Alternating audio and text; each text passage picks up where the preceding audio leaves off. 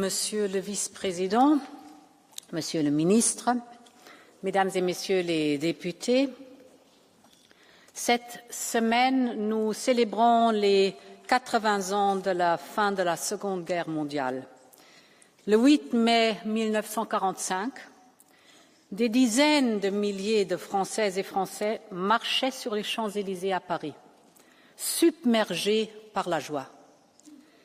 Des célébrations avaient lieu dans toute l'Europe, de Londres au Benelux, en passant par Copenhague. Le cauchemar était enfin terminé. Les événements de cette époque ont eu des conséquences profondes pour tous les Européens. Pour la moitié de notre continent, c'était le début de la reconstruction et la réconciliation. Mais pour l'autre moitié, la libération du nazisme n'a pas apporté la liberté. Elle a été suivie par l'occupation et l'oppression.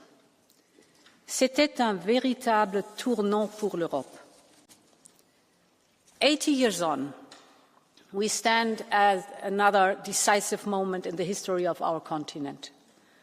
The war in Ukraine will eventually come to a halt, but the way the war ends will shape our continent for generations to come. The future of the Ukrainians is at stake, but so is ours. A bad deal could encourage Russia to come back for more. It would be a recipe for more instability and insecurity. Instead, a just and lasting peace could usher in a new era of prosperity for Ukraine and help us build a new security architecture in Europe.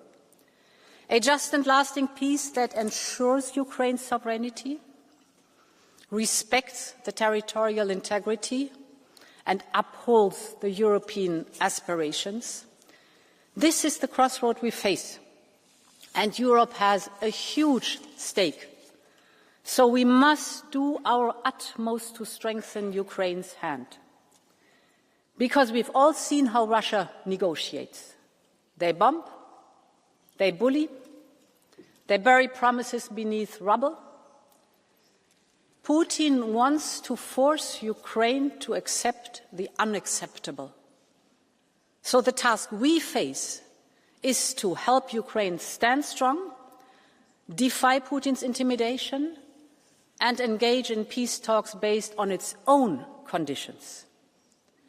And today I would like to focus on how we can do so and on 3 priorities for our action. First, support Ukraine's defense. Second, complete the phase-out of Russian fossil fuels. And third, accelerate Ukraine's accession path to our Union. Let me start with the military side, the so-called porcupine strategy. Russia is a permanent threat for the whole of Europe, so Ukraine must be strong enough to deter any future attack with deterrence through denial. Europe has already supported Ukraine with 50 billion euros in military aid, but now we must move from a logic of aid to a logic of integration of our defence industries. And this is the central element in our White Paper Readiness 2030. We're encouraging our member states to place orders directly in Ukraine's defence industry, because this is the most effective and the most cost-efficient way to support Ukraine's military efforts. We're focusing in particular on defence tech and innovation. Throughout the war, Ukraine has used technology to shift the dynamics on the battlefield, even and especially when Russian forces were stronger in numbers. But we also know that Russia has also learned from the war. So our goal, together with Ukraine, is to be so strong that Ukraine is indigestible for any potential invader.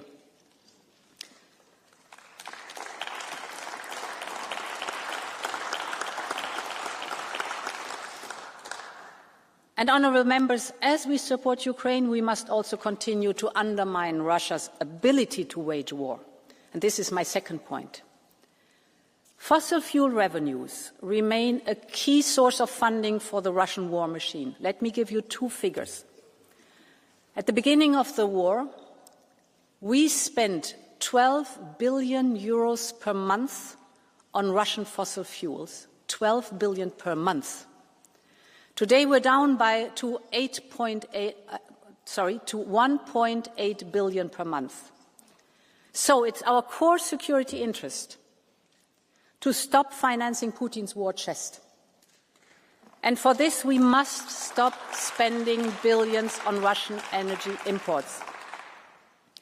I know that there is indeed a clear majority in the European Parliament to favour to do this. Last November you voted to ban all imports on Russian fossil fuels. The Polish presidency is working hard on it. I also know that some are still saying that we should reopen the tap of Russian gas and oil. This would be a mistake of historic dimensions, and we would never let it happen. This has to be very clear too.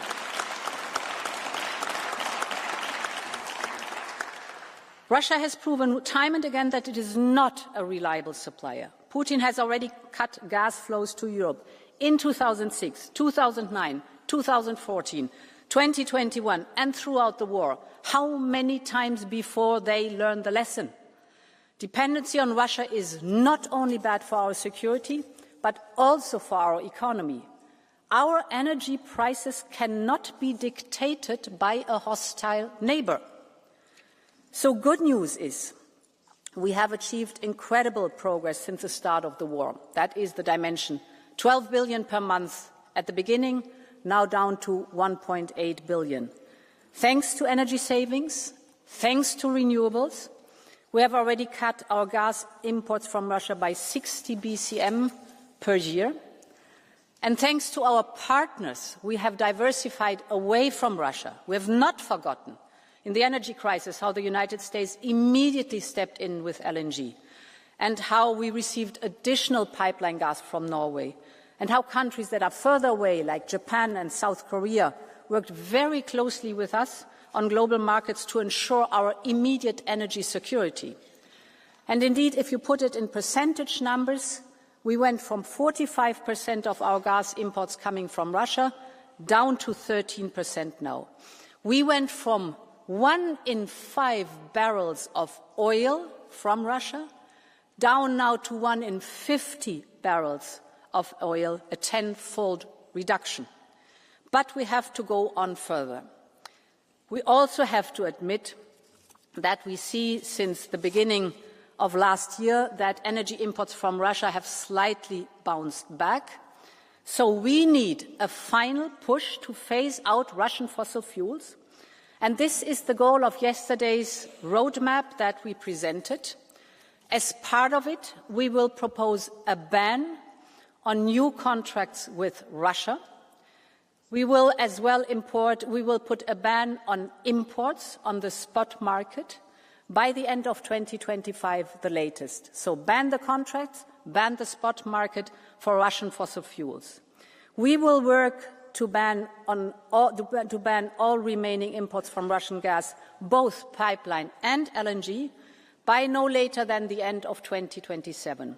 And we will also tighten controls on Russia's shadow fleet. So to be very clear, the era of Russian fossil fuels in Europe is coming to an end.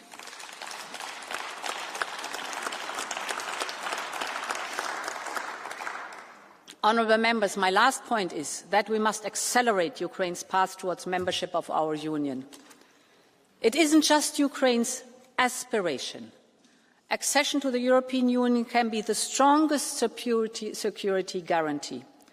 And it was a central focus of my latest meeting with President Zelensky in Rome.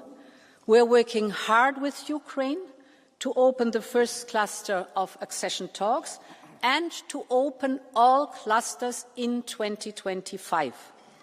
Ukraine joining our Union is the greatest guarantee of a just and lasting peace, because we know in our history peace and European integration have always gone hand in hand. So let's bring Ukraine inside our union. Let's walk the path of peace together. Slava Ukraini, long live Europe.